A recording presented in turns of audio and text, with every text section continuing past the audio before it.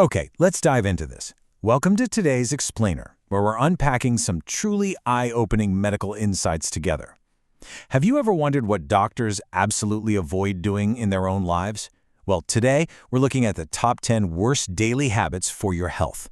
This comes straight from the clinical experience of Dr. Tetsuya Isero. He's a specialist in urology and gastroenterology, and he sees over 30,000 patients every single year. And what he reveals is honestly fascinating. You see, our daily lifestyle choices aren't just minor details in the background. They actually act as the ultimate multiplier for our cancer risk. To really grasp why this is so critical, we've got to start with a pretty staggering reality. Right now, 1 in 2 people will experience cancer in their lifetime. Literally, half of us. You might be wondering, why is that number so incredibly high? Well, it's mostly because as human lifespans increase, our cells naturally age and deteriorate. It's just a biological reality of living longer. As we age, our cells become way more prone to mutations. And unfortunately, we have to follow that up immediately with an even starker statistic. 1 in 3 people will ultimately pass away from cancer. Now look, these numbers absolutely aren't here to scare you, but they do establish the incredibly high stakes of managing our daily habits. It simply means we can't afford to just sit back and be passive about our health. Now, what's really interesting about this slide is that it's not just some boring listicle. It's a comprehensive roadmap of your body's daily systems. We're going to cover 1. The truth about cancer. 2. 2 dangerous daily vices. 3. Diet and food risks. 4. Weight and exercise balance. 5. Sleep and unexpected risks. And finally, 6. Start your prevention today. Section 1. The truth about cancer. Moving right along to Section 2, 2 dangerous daily vices.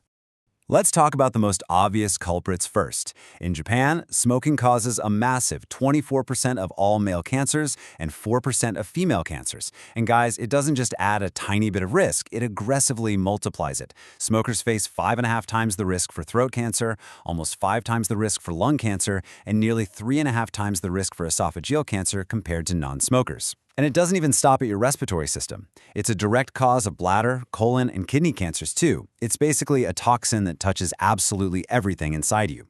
Then there's alcohol. We really need to debunk this persistent myth that a little alcohol is somehow good for you. The latest medical consensus? Yeah, it totally says otherwise. Having just 1 drink a day over 10 years raises your overall cancer risk by 5%. But if you drink about 3 beers a day, which is roughly 46 grams of alcohol, your risk skyrockets by 40%. 40%! And here's the truly terrifying part about how we process alcohol. The liver is a silent organ. It literally won't show any symptoms of damage until it is 70% destroyed. By the time you actually feel something is wrong, the damage is already severe. All right, Section 3, Diet and Food Risks. What's really fascinating here is Dr. Isero's highly actionable dietary checklist to mitigate these risks. First up, excess sodium directly spikes your stomach cancer risk, so try swapping regular salt for potassium-rich salt options. Second, if you're a huge fan of ramen, and who isn't, try swapping those high-calorie noodles for 50-calorie konjac noodles. It cuts down on both salt and empty calories. Finally, you absolutely must reduce processed meats. Things like ham, sausage, bacon. The World Health Organization actually classifies processed meats in the top tier of carcinogens, like right up there alongside tobacco. Now, consider this number, 40%. That is the percentage of esophageal cancers directly caused by a lack of vegetables and fruits in a person's diet. It's also responsible for roughly 18% of stomach and larynx cancers. You need about 400 grams, which is basically 2 full handfuls of veggies and fruits every single day. Why? Because they provide the vital antioxidants and dietary fiber your cells desperately need to fight off inflammatory damage. And while we're on the topic of food, we've got to talk about red meat. Heavy consumption of red meat is specifically linked to colon cancer, which, by the way, happens to be the most common cancer in Japan right now. So what's the medical advice? Eat more fish, embrace a traditional balanced diet, and, this is absolutely crucial, get a colonoscopy. Seriously, modern colonoscopies use sedatives so you can just take a nice, painless snap through the whole thing. And the best part is, doctors can actually find and remove precancerous polyps right then and there. It stops colon cancer before it even has a chance to start. Let's move to and see how this builds into Section 4, weight and exercise balance. Let's address obesity, which is defined medically as having a body mass index, or BMI, over 25. Excess visceral fat doesn't just sit there doing nothing. It actively causes chronic, body-wide inflammation and increases your risk for diabetes. This chronic inflammatory state significantly lowers your immune system's ability to fight off mutating cells, bumping up your overall cancer risk by 6%. Interestingly, though, Dr. Isotero notes that for folks who are really struggling, modern GLP-1 medications like Ozempic or Mounjaro are highly effective, completely valid medical tools to safely manage this risk and lower body weight. And this brilliantly illustrates a massive disconnect in our modern world, the societal ideal versus the medical ideal. Society often pushes this crazy beauty standard of a BMI under 20, driving people to become excessively thin.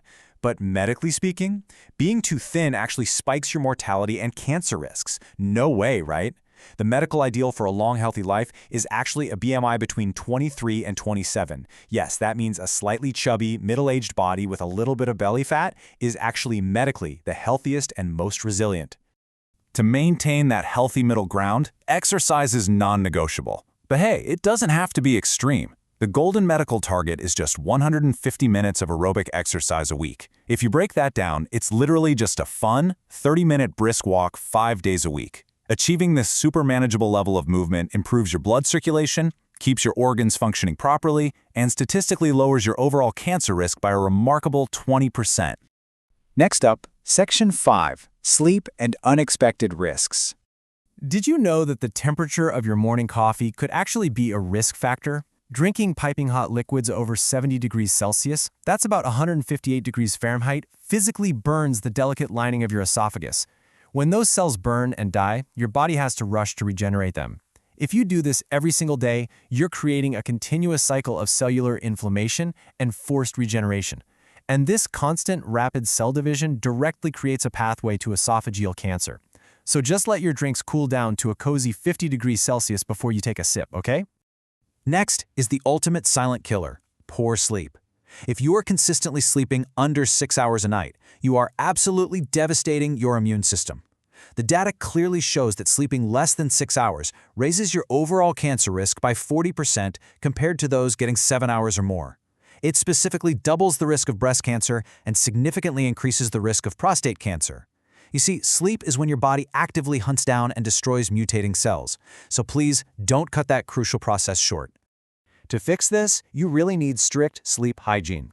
Dr. Isero recommends going to bed and waking up at the exact same time every day and taking a warm bath to help regulate your core temperature. Crucially, avoid alcohol before bed. I know a nightcap might knock you out initially, but it totally disrupts your sleep architecture and causes early awakenings. And finally, the blue light from your smartphone tricks your brain into thinking it's still daytime, keeping you wide awake. So a 1-hour digital detox before bed is absolutely vital to let your brain transition into deep, restorative rest. So the crucial point is, Section 6, start your prevention today. It's super easy to feel completely overwhelmed by all this data, but consider this fantastic quote from Dr. Isero. You don't need to change everything at once. Just start fixing what you can for a longer, healthier life. You really do not have to overhaul all 10 of these habits overnight. Health isn't about absolute perfection. It's about your trajectory. By making small, incremental lifestyle changes, like swapping out your salt, taking a 30-minute walk, or just putting your phone away an hour before bed, you create massive, compounded health benefits over time. You're basically giving your immune system the upper hand. Our bodies are built to heal, provided we just give them the right environment. So I'm going to leave you with this final thought to chew on.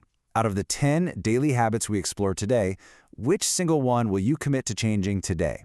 Remember, the power to multiply your health is entirely in your hands. Thank you so much for learning with me today, and I'll catch you in the next explainer.